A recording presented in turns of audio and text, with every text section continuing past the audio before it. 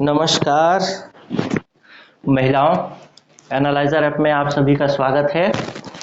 आज बात करेंगे बाल विवाह प्रतिषेध अधिनियम 2006 जो मैंने कल पढ़ाया था उसके बारे में, जो धाराएं बची थी उनके बारे में।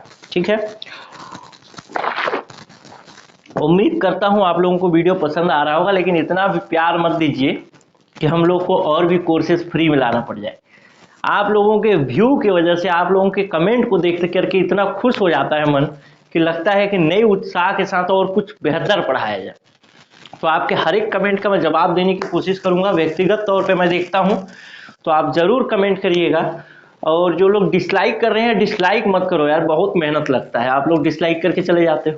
ठीक, तो बहुत सारे लोगों का सवाल टेस्ट वेस्ट को लेकर के था ना, कितने पेपर क्या। तो कल एक वीडियो आएगा, उस वीडियो में सारी जानकारी मैंने बता दी है, तो उस वीडियो को जरूर देख लीजिएगा। टेस्ट के विषय में है, और जिनको भी टेस्ट ज्वाइन करना है वो टेस्ट भी ज्वाइन कर सकते हैं। बहुत सारे लोग कर रहे हैं, तो ऐसा ना हो कि आप पीछे रह जाएं, क्योंकि जो लोग टेस्ट ज्वाइन कर रहे हैं वो लोग जाहिर सी बात है आगे बढ़ जाएंगे, और जो लोग नहीं कर रहे हैं वो जरूर जाहिर सी बात है 2-4 नंबर से पीछे रह जाएंगे। तो कंपटीशन तो यहीं पे ख़त्म हो गया।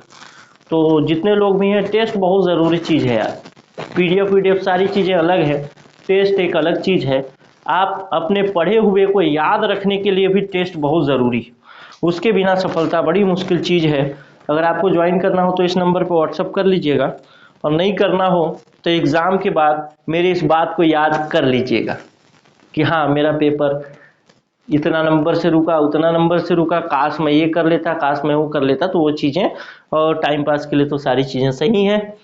और कहीं और से भी ज्वाइन कर सकते हैं, कहीं और से भी ज्वाइन करिए अगर करना चाहें तो। अगर कंटेंट अच्छा मिल रहा हो तो कोई दिक्कत नहीं। हम अब बात करेंगे धारा 11, धारा 12, धारा 13, यानी 21 धाराओं तक चलेंगे धीरे धीरे धीरे।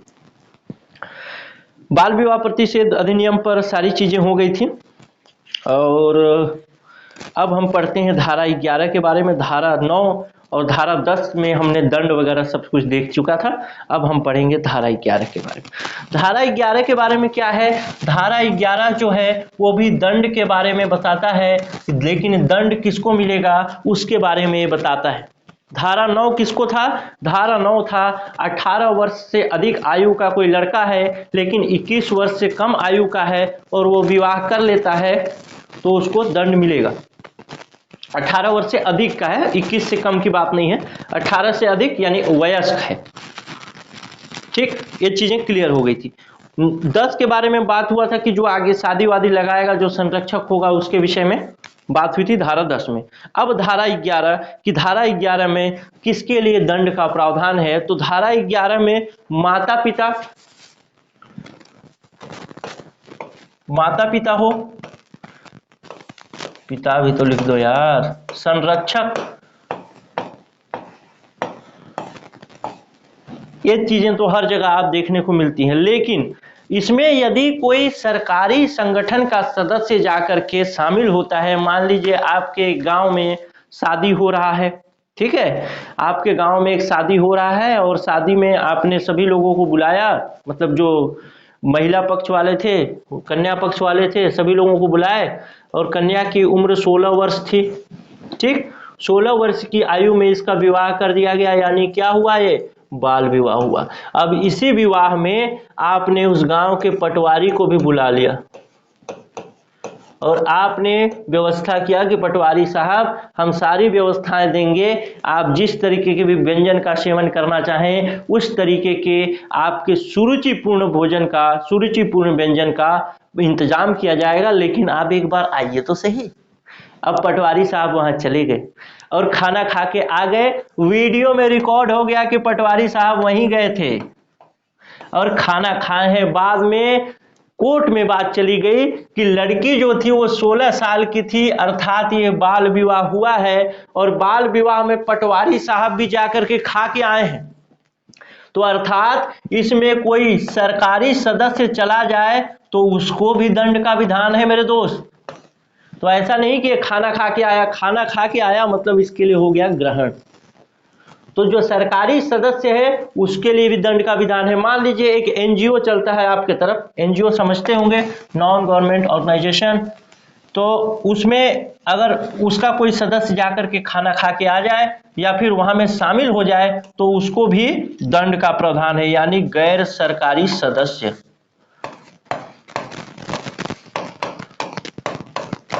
क्योंकि इन लोगों से यह उम्मीद तो किया ही जाता है कि बाल विवाह प्रतिषेध अधिनियम 2006 को जानते होंगे। यही इनका कसूर है कि जानते हुए भी उस शादी में जाकर के शामिल हुए और शामिल होने के बाद वहां शादी में अपना पार्टिसिपेशन किया, जबकि इनका कर्तव्य क्या था, ये सरकारी सदस्य और गैर सरकारी सदस्य का कर्तव्य क्या था कि वो उस शादी को रोकने में मदद करते, लोगों को समझाने में मदद करते कि आपकी आयु 16 वर्ष से कम है, लड़की की आयु, तो इसका विवाह मत करो। बाल विवाह प्रतिषेध अधिनियम 2006 के अंतर्गत आप दंड के भागीदार हैं, ऐसा समझाने की कोशिश करते। लेकिन ये तो गए और मुर्गा और जो भी मतलब व्यवस्थित जो सुरुचिपूर्ण जो द्रव्य होता था उसका सेवन करे और आ गए।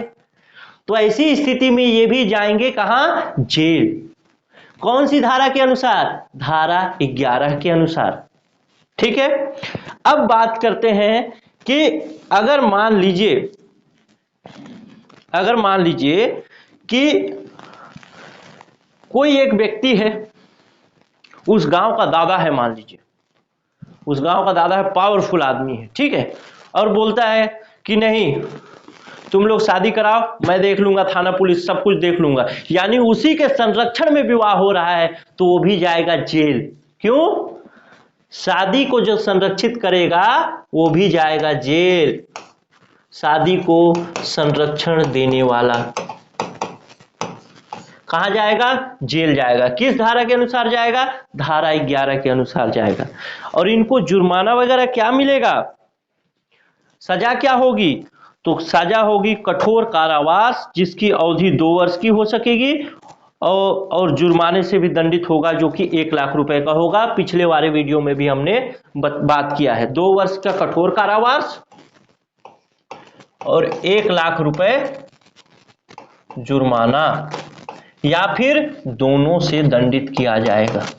ये आपसे नहीं पूछेगा, आपको जानकारी होनी चाहिए ये चीज कि इसमें कौन कौन शामिल है, कौन कौन शामिल नहीं है, दंड के भागीदार कौन कौन है, कौन कौन भागीदार नहीं है। लेकिन इसमें से एक महत्वपूर्ण सवाल आपसे पूछ सकता है, वो सवाल ये है कि आपके क्षेत्र में यही विवाह रचाया गया जिसमें लड़की की उम्र 16 वर्ष थी, जिसमें पटवारी साहब जाकर के खाना खा के आए और जेल की हवा खाने की नौबत आ गई। उसी विवाह में सरकारी सदस्य जो थी, सरकारी सदस्य किसको माना जाएगा, जो कि किसी सरकारी पद पर है। अब उसी क्षेत्र में एक आंगनबाड़ी कार्यकर्ता थी। अब उस आंगनबाड़ी कार्यकर्ता को उसी गांव के होने के नाते न्योता मिल जाता है और आंगनबाड़ी कार्यकर्ता भी पटवारी की तरह ही जाकर के वहां खाना पीना खा करके आ जाती है। तो क्या उसको सजा मिलेगी? बिल्कुल उसको सजा मिलेगी, लेकिन उसको सजा कैसी मिलेगी, उसको कारावास नहीं होगा। यही इसमें मुख्य बिंदु है। यदि कोई स्त्री हो तो कारावास से उसको दंडित नहीं किया जाएगा, उसको केवल जुर्माने से दंडित किया जा सकता है, जो कि कितना होगा, 1 लाख रुपए तक का होगा। पुरुष के लिए दोनों है, ध्यान रखेंगे। अब चलिए बात करते हैं धारा 12 के बारे में। धारा 12 कहता है कि कुछ ऐसी परिस्थितियां हो सकती हैं जिन परिस्थितियों में अगर विवाह कराया गया है तो वो ऑटोमेटिक शून्य हो जाएगा, यानी स्वतः ही शून्य हो जाएगा, स्वतः ही उसको खत्म माना जाएगा। और वो परिस्थितियां कौन कौन सी हैं, वो परिस्थितियां कौन कौन सी हैं उसको आप लोग लिख लीजिए। और अगर आप लोगों ने ये पीडीएफ जो मैं बताया था ऑफिशियल, जो ये क्या नाम है इसका, बाल विवाह प्रतिषेध अधिनियम, जो इसका ऑफिशियल वेबसाइट से निकाला हूं, अगर आपने निकाला होगा तो वहां पे हाईलाइट करके लिख लीजिएगा। अगर स्वतः ही कतिपय परिस्थितियों में किसी अवयस्क बालक के विवाह का शून्य होना, यानी कुछ परिस्थितियां ऐसी हैं जिन परिस्थितियों में जो अवयस्क बालक है उसके विवाह को शून्य माना जाएगा। तो कौन कौन सी परिस्थितियां हैं? यदि विधिपूर्ण संरक्षक की देख रेख से बाहर लाया जाता है और आने के लिए फुसलाया जाता है, यानी किसी बालक में लड़की और लड़का दोनों शामिल, ध्यान रखिएगा, उसको बहला फुसला कर शादी कर लिया जाए। दूसरी स्थिति लिख लीजिएगा, इसको बहला फुसला कर शादी कर लिया जाए। धारा 12 की उपधारा क है, ये 12 की उपधारा क, यदि उसको बहला फुसला कर शादी कर दिया जाए। दूसरी स्थिति ये बनती है यदि उसको बलपूर्वक उठा के ले आया जाए और शादी कर दिया जाए। आप लोगों ने एक फिल्म देखी होगी, अगर आप लोग शौकीन होंगे थोड़ा मोड़ा कॉमेडी देखने के, तो आपने देखा होगा एक माला माल वीकली करके एक फिल्म आई थी, उसमें राजपाल यादव रहता है, उसको बोरा में बांध करके ले जाकर के सीधे शादी कर देते हैं एक गूंगी महिला से।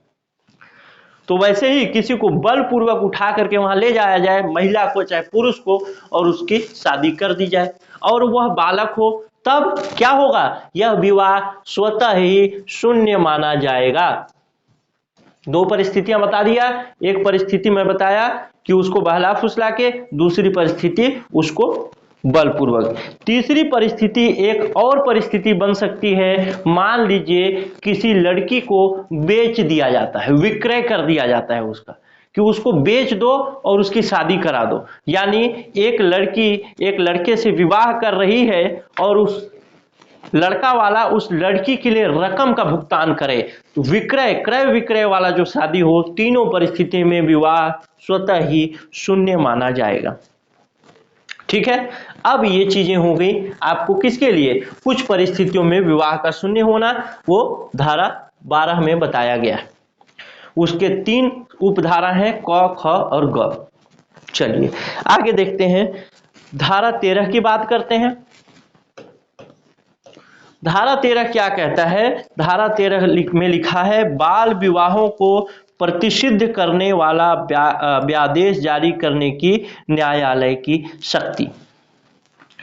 यानी कहीं पे बाल विवाह हो रहा है या ऐसी सूचना मिलती है कि बाल विवाह होने वाला है, तब न्यायिक मजिस्ट्रेट जो होता है, प्रथम वर्ग का फर्स्ट क्लास का न्यायिक मजिस्ट्रेट होगा। मजिस्ट्रेट में भी कई क्लास होते हैं, फर्स्ट क्लास, सेकेंड क्लास। तो जो फर्स्ट क्लास का न्यायिक मजिस्ट्रेट होगा या महानगर का मजिस्ट्रेट होगा, ये 2 शब्द लिख लीजिएगा, न्यायिक मजिस्ट्रेट या महानगर का मजिस्ट्रेट, वह आदेश जारी कर सकता है कि ऐसे विवाह को रोक दिया जाए। ठीक है, ऐसे विवाह को रोक दिया जाए। ऐसी चीजें किसमें लिखी गई हैं? धारा 13 में लिखी गई हैं, यानी विवाह से पहले ही विवाह को रोक देना चाहिए। अब देखिए, प्रथम वर्ग का जो मजिस्ट्रेट है या महानगर मजिस्ट्रेट है, उसको कोई सूचना दे या स्वतः संज्ञान ले ले, ये सारी चीजें, मान लीजिए फेसबुक में कहीं से देख लिया, सोशल मीडिया में, और वो आदेश जारी कर दिया, तो वो विवाह रुक जाएगा। यदि मान लीजिए कि ऐसे आदेश कर दिए गए, ऐसा आदेश कर दिया गया जो महानगर मजिस्ट्रेट है या प्रथम श्रेणी का मजिस्ट्रेट है उसके द्वारा, कि विवाह रुक दिया जाना चाहिए, फिर भी लोग चोरी छुपे विवाह कर लिए, तब क्या होगा उनका? तब उनका विवाह ऑटोमेटिक शून्य हो जाएगा, जिसकी बात पहले भी की थी। यानी ऐसी स्थिति में अगर विवाह किया जाता है तब वो शून्य माना जाएगा, विवाह शून्य माना जाएगा, उसकी कोई वैलिडिटी नहीं होगी। समझ गए? ठीक। अब उसके पास, न्यायिक मजिस्ट्रेट के पास बहुत सारी चीजें हैं जिसमें वो बल प्रयोग भी कर सकता है। ये सारी चीजें बहुत ज्यादा नहीं पूछेगा, लेकिन धारा 13 से यही पूछ सकता है कि मजिस्ट्रेट में कौन 2 तरीके के मजिस्ट्रेट होते हैं, जिसमें कि आप एक न्यायिक मजिस्ट्रेट फर्स्ट क्लास और एक होता है महानगर, जो महानगर का जो मजिस्ट्रेट होता है वो। तो ये 2 लोगों के पास ये शक्तियां हैं, तो इसको याद रखिएगा। ठीक है, चलिए अब धारा 13 के बारे में करते हैं। अब धारा 13 तो हो गया। अब धारा 14 के बारे में बताता हूं।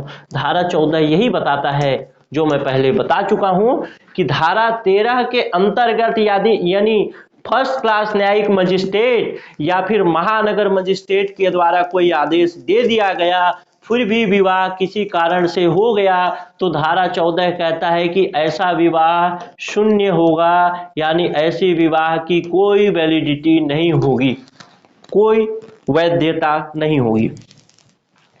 समझ गए होंगे। चलिए आगे देखते हैं धारा 15। धारा 15 में बताया गया है, अच्छा धारा 13 के बारे में कुछ चीजें और बताना है ना, एक चीज छूट गया था। अगर मान लीजिए यदि कोई यह जानते हुए कि कोई ये जानता है कि न्यायिक मजिस्ट्रेट ने फर्स्ट क्लास ने ऐसा आदेश जारी किया है और फिर भी वो विवाह करता है या फिर विवाह करवाता है, फिर भी विवाह करवाता है, तो इसी धारा 13 के उपधारा 10 में उसके लिए सजा का प्रावधान है। तो सजा का प्रावधान किस तरीके से है, वह दोनों में से किसी भांति के कारावास 2 वर्ष तक की सजा हो सके, 1 लाख जुर्माना या दोनों से दंडनीय।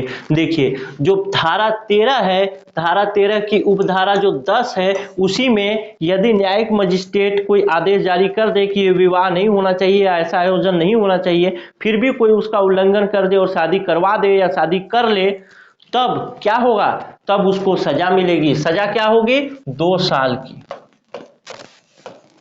2 साल की या 1 लाख रुपए जुर्माना। अब यहां पे या फिर दोनों, अब यहां पे एक चीज आप लोग ध्यान रखिएगा विशेष तौर पे, क्योंकि हर जगह जो मैंने बात की है 2 साल की जो सजा की बात की है वो कठोर कारावास की बात की है, ठीक है, कठोर कारावास की बात की है। लेकिन यहाँ पे जो धारा 10 में, यहाँ पे जो धारा 10 में कारावास का बात किया है वो कठोर और सामान्य दोनों का बात किया है। यानी धारा 10 के, धारा 13 के अंतर्गत कोई उल्लंघन होता है कानून का, यानी विवाह करा दिया जाता है आदेश के बावजूद, तो उसको सजा मिलेगा, और सजा में 2 साल का जो सजा होगा वो कठोर कारावास भी हो सकता है या सामान्य यानी साधारण कारावास भी हो सकता है, ठीक है, या तो कठोर कारावास होगा या साधारण कारावास होगा, ये जज के ऊपर निर्भर करता है वह किस तरीके के कारावास को देना उचित समझता है। और 1 लाख का जुर्माना तो पहले भी था तो इसमें भी। धारा 14 बता ही दिया, धारा 15 की बात करते हैं।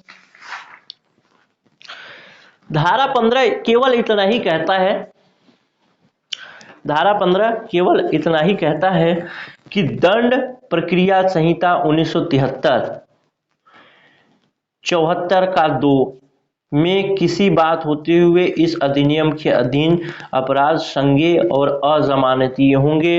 यानी इस धारा के अंतर्गत 15 जो धारा है, 15 मतलब जो धारा 15 है बाल विकास बाल विवाह प्रतिषेध अधिनियम का, ये केवल उसके दंड के प्रकृति को बताता है। यानी किसी के ऊपर FIR हो गया तो वो किस प्रकृति का किस प्रकृति के जुर्म में, किस प्रकृति के अपराध में काउंट होगा। तो आप लोगों को मालूम होगा 2 तरीके के अपराध होते हैं, एक अपराध होता है संज्ञेय, संज्ञेय ऐसे लिखते हैं ना, संज्ञेय, सॉरी गलत लिख दिया, संज्ञेय, और एक होता है असंज्ञेय, अरे यार असंज्ञेय। तो ये जो अपराध है मतलब इसके अंतर्गत जो अपराध किया जा रहा है, किसके अंतर्गत, बाल विवाह प्रतिषेध अधिनियम के अंतर्गत कोई भी अपराध, कोई भी सजा है, तो वो जो अपराध है वो संज्ञेय अपराध होगा। और 2 तरीके का, जमानतीय अपराध और एक अजमानतीय अपराध है, तो ये अपराध क्या होगा, अजमानतीय होगा। यानी आपसे केवल इतना ही प्रश्न इसमें से पूछेगा कि धारा 15 के अनुसार, बाल विवाह प्रतिषेध अधिनियम 2006 की धारा 15 के अनुसार जो अपराध है वो किस प्रकृति का अपराध होगा, संज्ञेय होगा, जमानतीय होगा, असंज्ञेय होगा और जमानतीय होगा। तो ऐसे आपसे ऑप्शन दे देगा, तो आप ध्यान रखिएगा ये संज्ञेय होगा और अजमानतीय होगा। धारा 15 से और कुछ पूछेगा नहीं। अब धारा 16 एक महत्वपूर्ण धारा है, क्योंकि हमने बात की है इसके बारे में पहले से भी, थोड़ी बहुत बात की है। अब इसमें धारा 16 का प्रश्न आपसे बहुत जरूरी है कि पूछ ले। आपसे पूछ सकता है कि बाल विवाह प्रतिषेध अधिकारी को नियुक्त करने का अधिकार बाल विवाह प्रतिषेध अधिनियम 2006 किस धारा के अंतर्गत देता है? तो वो धारा है धारा 16। ये प्रश्न बहुत आईएमपी है, आईएमपी से भी ज्यादा है, वीआईएमपी है, वेरी इंपॉर्टेंट, क्योंकि ये प्रश्न महत्वपूर्ण है। इसमें से पूरे चीजों में देखूं तो दो चीजें आपसे पूछ सकती। सबसे बहुत महत्वपूर्ण चीज मैं पूछूं, सबसे पहला तो आपसे पूछ सकता है, इसमें बहुत अंदर घुसेगा तो मतलब सबसे पहला प्रश्न बन सकता है कि 2 साल का सजा और 1 लाख जुर्माना वाला। दूसरा प्रश्न आपसे यही पूछ सकता है, बाल विवाह प्रतिषेध अधिकारी का उल्लेख किस धारा में? महत्वपूर्ण उल्लेख है, महत्वपूर्ण ये बात है, मतलब ये धारा 16 वाला, तो इसको भी आपको याद रखना है। इसके बारे में थोड़ा सा मैं बता देता हूं। राज्य सरकार राजपत्र में अधिसूचना जारी करेगा और किसी अधिकारी को बाल विवाह प्रतिषेध अधिकारी नियुक्त करेगा। ठीक है, किसी एक अधिकारी को बाल विवाह प्रतिषेध अधिकारी नियुक्त कर दिया, सामान्यतः डीएम को कर दिया जाता है या डिस्ट्रिक्ट मजिस्ट्रेट को, या राज्य सरकार चाहे तो एक बाल विवाह प्रतिषेध अधिकारी अलग से नियुक्त कर सकता है, यानी वो किसी पद पे नहीं होगा, वो बाल विवाह प्रतिषेध अधिकारी ही होगा। ठीक है, तो कभी कभी ये जिम्मेदारी डीएम को दे दी जाती है, लेकिन बाल विवाह प्रतिषेध अधिकारी अलग से नियुक्त करने का प्रावधान किसमें है? बाल विवाह प्रतिषेध अधिनियम के अंतर्गत धारा 16 की उपधारा 1, अगर अंदर से पूछेगा तो धारा 16 की उपधारा 1 में है। ठीक है, अब आगे चलते हैं। इसके अंतर्गत और चीजें क्या है? इसकी उपधारा 2 जो है वो राज्य सरकार को बोलती है, मतलब राज्य सरकार से ये अनुरोध करती है कि राज्य सरकार जो समाज सेवी लोग हैं, एनजीओ के लोग हैं, जो विख्यात लोग हैं, उनको बताए कि आप जो ये बाल विवाह प्रतिषेध अधिकारी धारा 16(1) के अंतर्गत नियुक्त किया गया है उसकी सहायता करिए। अब बाल विवाह प्रतिषेध अधिकारी क्या कर सकता है? बाल विवाह प्रतिषेध अधिकारी का काम ये है, उसके लगभग 5, 6, 7 काम बताए गए हैं। उसमें से उसका मुख्य काम यही है कि वो लोगों से बात करे, उनको जागरूक करे, उनको बताए कि बाल विवाह किस तरीके से सही चीज नहीं है, और अगर ऐसा स्थिति बनता है कि बाल विवाह होने की स्थिति हो तो उसके रोकने की शक्ति भी उसको दी गई है और उसके पास बल प्रयोग करने की शक्ति भी है। इस चीज को ध्यान रखिएगा कि वो बल प्रयोग भी कर सकता है। ठीक है, चलिए, और कुछ चीजें और भी हैं, लेकिन इतना गहरे में जाके आपसे पूछेगा नहीं। ठीक, और एक चीज और इसमें है, हाँ, अब इसमें एक चीज जो था 16 पढ़ लिए, 16 के बाद पढ़ते हैं धारा 17।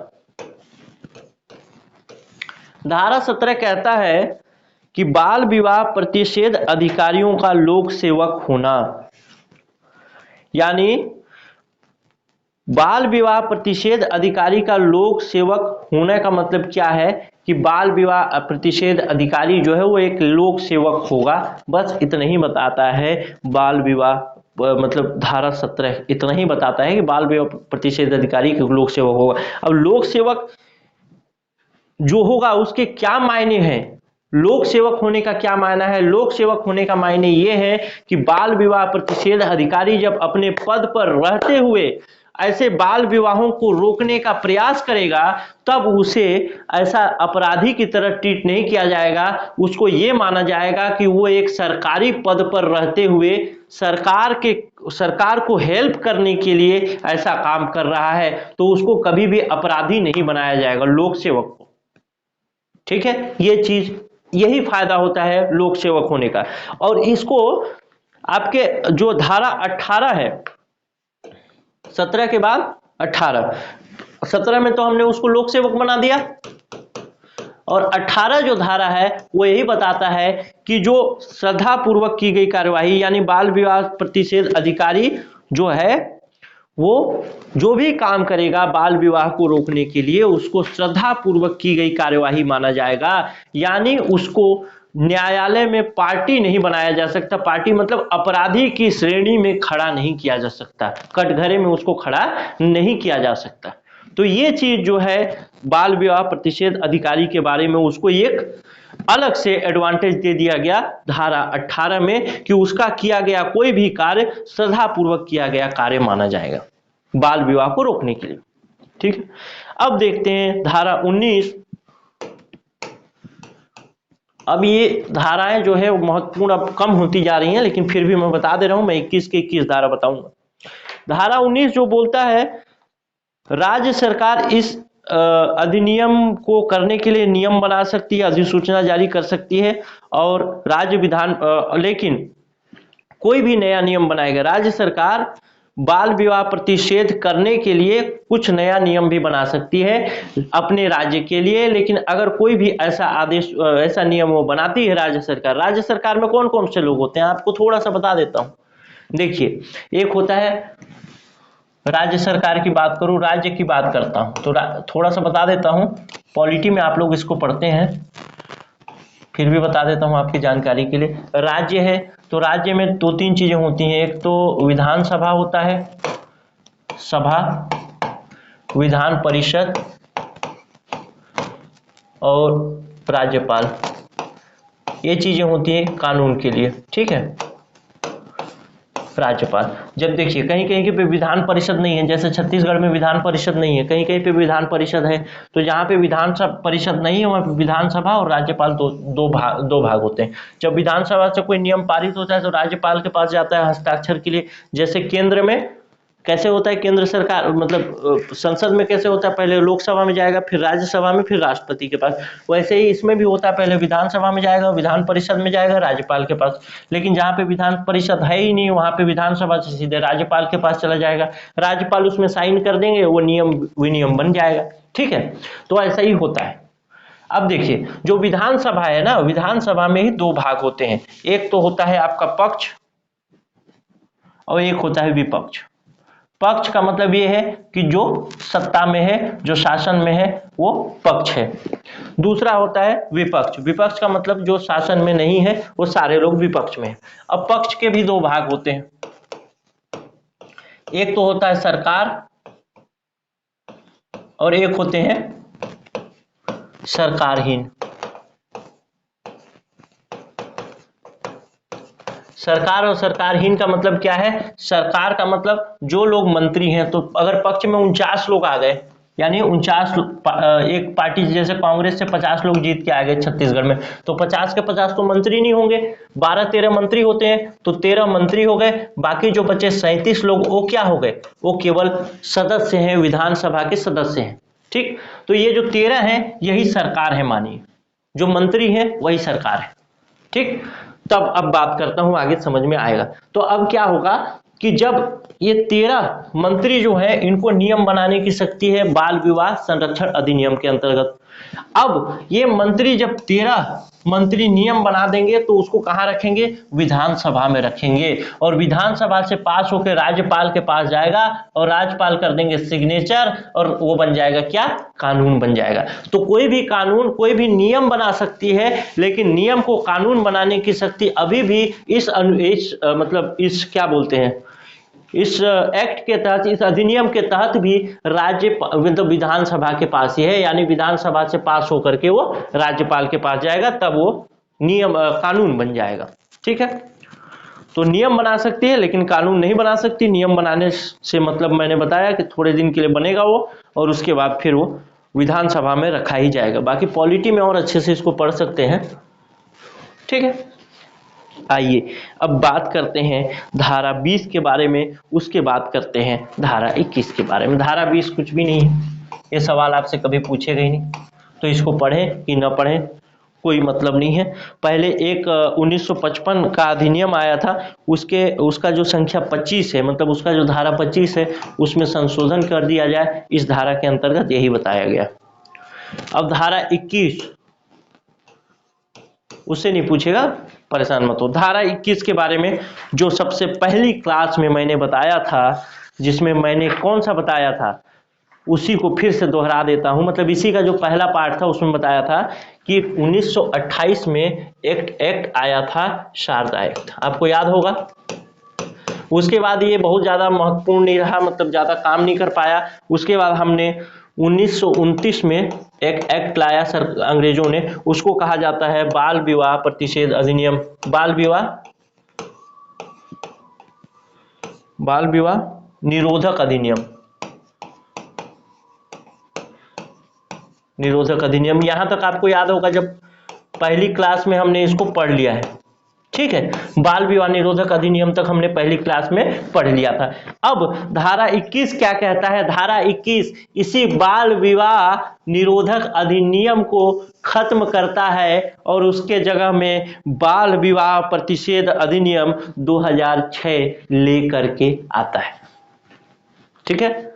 यानी अब जो बाल विवाह निरोधक अधिनियम 1929 था, अब वो उसका कोई भी भाग काम नहीं करेगा, कोई भी धारा उसका एक्टिव नहीं रहेगा, इनएक्टिव मोड पे चला जाएगा। और जब अब जो काम होगा वो काम होगा बाल विवाह प्रतिषेध अधिनियम 2006 के अंतर्गत, और 2006 के अंतर्गत ही जो सजाएं मिलेंगी, जो नियम होंगे वही कारगर होंगे। इसका कोई भी नियम 1929 वाला कोई भी नियम अब काम नहीं करेगा, यही कहता है धारा 21। अब इस तरीके से हमने सारे धाराओं को पढ़ा। अब मैं एक बार आपको रिवाइज करा देता हूं और किस किस बिंदु को आपसे बहुत महत्वपूर्ण तरीके से याद रखना है उस चीज को भी मैं बता देता हूं। दो तीन चीजें आप लोग याद रखिएगा। पहली बात, ये राष्ट्रपति इसको साइन कब किए? तो 10 जनवरी 2007 को। लागू कब हुआ? 1 नवंबर 2007 को। दूसरी बात याद रखिएगा, ये तो जम्मू कश्मीर वाला मामला था, एक फ्रांसीसी वाला, यानी इसका पहला भाग जरूर याद रखिएगा, मतलब पहला जो धारा है उसको जरूर याद रखिएगा, ठीक है। अब कुछ धाराएं, जैसे आपसे धारा कुछ पूछ सकता है, जैसे धारा 4 पूछ सकता है, कल वाले वीडियो में धारा 5 पूछ सकता है, और पूछ सकता है आपसे धारा 9, 10, 11, और पूछ सकता है आपसे धारा 13, ठीक। उसके बाद आपसे पूछ सकता है धारा 13 के बाद पूछ सकता है धारा 15, धारा 16, इतना ही तक पूछ सकता है। इसके अंदर का एक एक चीज आपसे पूछा जा सकता है, तो इस चीज को ध्यान रखिएगा और इसको अच्छे से पढ़िएगा। और जो लोग तैयारी कर रहे हैं वो लोग रिवाइज भी करते जाइएगा। खैर हम लोग पीडीएफ पे काम कर रहे हैं, पीडीएफ मिल जाएगा आप लोगों को, तो उससे और आसानी से कर लीजिएगा। और चलिए मिलते हैं नेक्स्ट वीडियो में। अब टेस्ट भी आ जाएगा कुछ दिन में, तो जो लोग तैयारी करते जा रहे हैं वो लोग टेस्ट को कई बार मारने की फैसिलिटी है ना। जैसे एक टेस्ट होगा तो ऐसा नहीं आप एक बार टेस्ट देंगे तो फिर खत्म हो जाएगा, तो उसको जितना बार आप लगा सकते हैं, आपका पैसा उतना ही लगना है। एक बार जो दे दिया आपको बस लगाना है समय, जितना बार लगा सकते हैं उतना बार लगाइएगा और उसके डिस्क्रिप्शन को बार बार पढ़िएगा। और जो लोग अभी तक कुछ नहीं किए हैं ना, वो एनालाइजर ऐप को डाउनलोड कर लीजिए और उसमें जो फ्री वाला कंटेंट है ना, फ्री में टेस्ट है, फ्री में करंट अफेयर है, फ्री में कुछ कुछ वीडियो है, उसको तो पढ़िए फ्री में, उसके लिए तो कोई पैसा देना नहीं पड़ रहा है, ठीक है। और बाकी कोई समस्या हो तो नीचे डिस्क्रिप्शन में नंबर तो दिया ही है, आप जरूर व्हाट्सअप करिएगा, मैसेज करिएगा, कॉल मत करिएगा, मैसेज करिएगा, बहुत सारे कॉल आते हैं, ठीक है। चलिए मिलते हैं अगले वीडियो में। अगले वीडियो में बात करेंगे एक नए एक्ट के बारे में, और उस एक्ट को भी इसी तरीके से चाट जाएंगे ताकि एक भी प्रश्न हमारा छूटे नहीं। हमारा टारगेट क्या होगा? 120 में से 120 परिसीमित वालों के लिए, और जो सीधी भर्ती वाले हैं वो 20 में से 20 लाएंगे इसमें से। और सारे के सारे सिलेक्शन एनालाइजर ऐप के यूट्यूब चैनल से होना चाहिए, ठीक है। चलिए मिलते हैं अगले वीडियो में, तब तक के लिए नमस्कार, जय हिंद, जय भारत।